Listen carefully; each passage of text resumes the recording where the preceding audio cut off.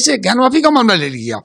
दोपहर में डिस्ट्रिक्ट जज के यहाँ से ऐलान होता है कि ये जो वहाँ का क्या कहते हैं केयर टेकर है डिस्ट्रिक्ट मजिस्ट्रेट, वो 7 दिन के अंदर वहाँ पर पूजा पाठ की व्यवस्था कराए, और वो 7 घंटे के अंदर करा देते हैं। इसके माने डीएम साहब की बड़ी संतृप्तता है। डीएम साहब चाहते थे जल्दी से जल्दी हम कर लें, और जज साहब को तो चूंकि आखिरी फैसला था। लेकिन एक बात मैं कहना चाहता हूँ बड़े दुख के साथ कि भारत की न्यायपालिका पर हमारा विश्वास उठने लगा है। न्यायपालिका को गौर करना चाहिए कि देश के 20-22% लोगों का विश्वास अगर न्यायपालिका से उठने लगेगा तो देश के लिए ये अच्छा कल्याणकारी कदम नहीं है। देखिए, जब किसी पर किसी घर पर हमला होता है, छीनने की कोशिश होती है, तो जो मजलूम होता है, जिसे इंसाफ नहीं मिलता कहीं से, तो अगला ऑप्शन देखता है कि जहां ऑप्शन है इंसाफ को करेगा। अंजुमन इस्लामिया कमेटी वाराणसी मुकदमा लड़ रही है, और हम सब जानते हैं देशवासी कि 350 साल से लगातार वहां नमाज हो रही है, 5 वक्त की नमाज हो रही, जुमा भी हो रहा है। बगल में मंदिर है, और यही तो हमारे भारत की शान है कि एक तरफ मस्जिद है, एक तरफ मंदिर है, एक तरफ गुरुद्वारा है तो एक तरफ गिरजाघर है। यही हमारी शान है, जिसे हम अंग्रेजी में कहते हैं को एग्जिस्टेंस, एक साथ रहना, अगल बगल में पूजा स्थल का आबाद होना, हाँ, अपने अपने हिसाब से अपने आराध्य की उपासना इबादत करना, यही हमारी शान है हमारे देश की। इसी को हम यूनिटी इन डाइवर्सिटी कहते हैं। लेकिन ये सरकार, बड़े अफसोस से कहना पड़ता है, ये सरकार बजाय इसके कि देश के विकास को अपना एजेंडा बनाए, रोजगार, स्वास्थ्य और शिक्षा को अपना एजेंडा बनाए, धार्मिक मामलों को अपना एजेंडा बनाकर देश को चला रहे हैं।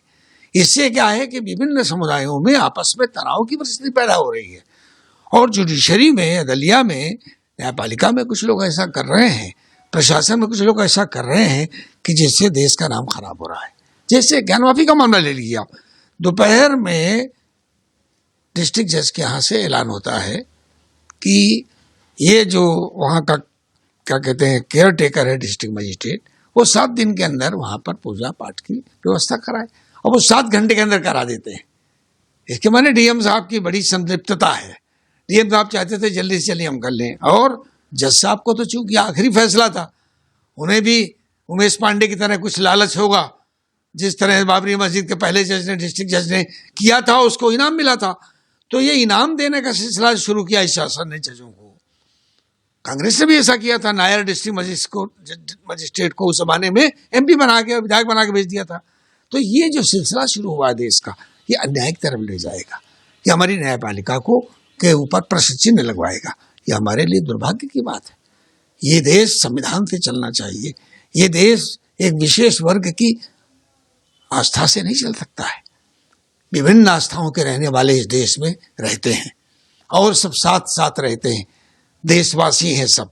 देश पर गर्व है हमें कि वी है सेकुलर डेमोक्रेटिक रिपब्लिक हमारा है। हमारा जो है धर्मनिरपेक्ष लोकतांत्रिक रिपब्लिक है।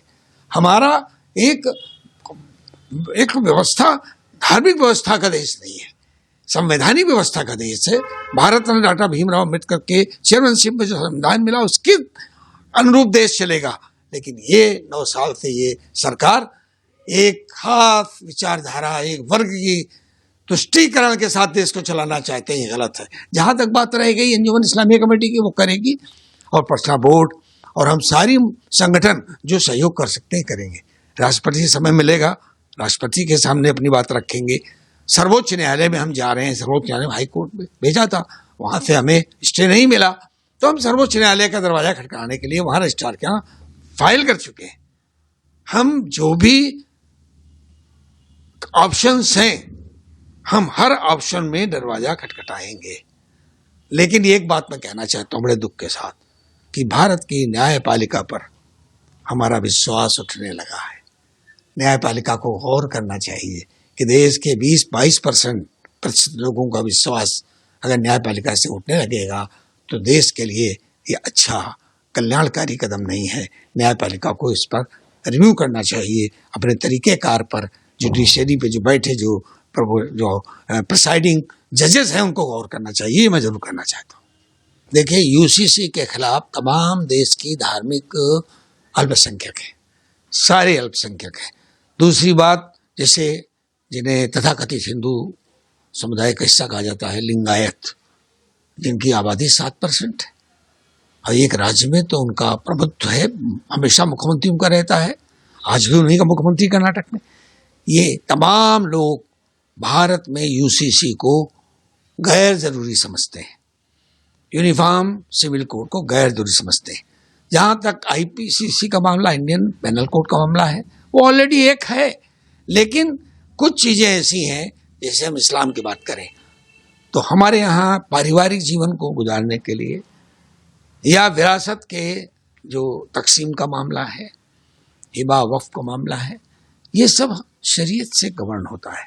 और ये शरीयत एप्लीकेशन एक्ट 1937 से भारत में चला, अंग्रेजों के ज़माने में। उसके बाद हमारे संविधान में भी उसकी व्यवस्था की गई, शरीयत एक्ट की व्यवस्था की गई कि भाई मुसलमानों के जो आइली मामलात हैं, जो फैमिली इश्यूज हैं, वो फैमिली लाज गवर्न होंगे पर्सनल लॉ से। लेकिन ये सरकार तो पहले से कह के आई है कि हम देश में एक विधान, एक कानून, एक चुनाव और एक सरकार लागू करेंगे। ये सरकार ये नहीं सोचती है कि नारा तो ठीक लगता है, लेकिन भारत जैसे विविधताओं के देश के लिए ये उपयुक्त नहीं है, इसकी ज़रूरत भी नहीं है। देश चल रहा है, अलग अलग आस्थाओं में, व्यवस्थाओं में लोग आस्था रखते हुए, यकीन रखते हुए, सब देशवासी हैं, सब देश में मिलजुल कर रह रहे हैं। लेकिन ये जो इस समय सारा सत्ता में बैठे हुए लोग हैं, इनका ये पॉलिटिकल एजेंडा है। It is there political agenda, political एजेंडे पे वो चल रहे हैं। इस पॉलिटिकल एजेंडे को हम देश के लिए हित कर समझते हैं। हम इसका जहाँ तक जैसे भी होगा विरोध करेंगे, वो कर रहे हैं।